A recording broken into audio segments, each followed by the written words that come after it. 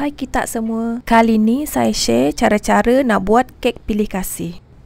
Resepi ni pernah di-share kawan kita di sosial media. Kredit kepada owner resepi kek pilih kasih ni. Mula-mula kita campur ke semua bahan kering. 315 gram tepung biskut Mary, 70 gram Milo, 70 gram tepung pau, 200 gram Horlick. Gaul ke semua bahan ni bagi sebati dan ketepikan dulu.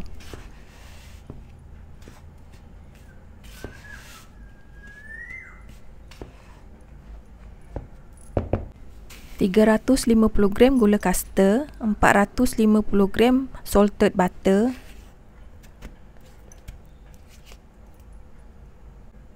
250 gram susu pekat, 1 sudu teh asin vanila. Pukul ke semua bahan-bahan ni bagi kembang. Kalau dah kembang baru masukkan 10 biji telur grade A. Telur ni masukkan satu persatu tau supaya senang sebati. Telur habis dipukul baru masukkan 100 gram browning sugar, 150 gram serikaya. Pukul bagi sebati. Kalau dah sebati baru masukkan bahan-bahan kering yang kita campur di awal video tadi.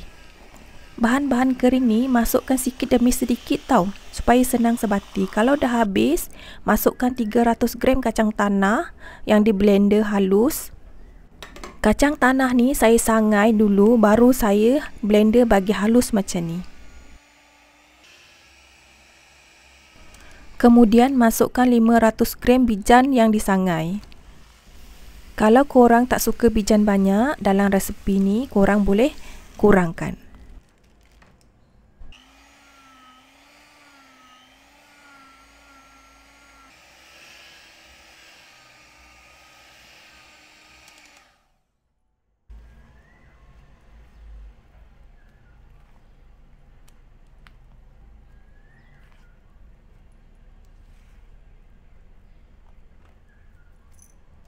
Saya guna loyang 9x9x5.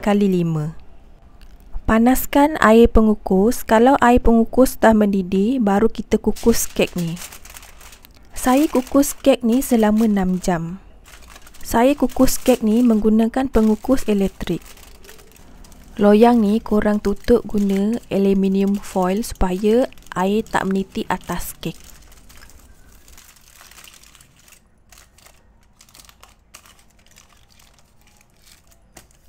Kalau kek dah masak, terus sisip keliling loyang dan teruskan keluarkan kek daripada loyang. Biarkan kek betul-betul sejuk, balut kemas-kemas, simpan dalam peti ais. Simpan 1 malam tau. Esoknya keluar je daripada peti ais, terus potong. Selamat mencuba semua.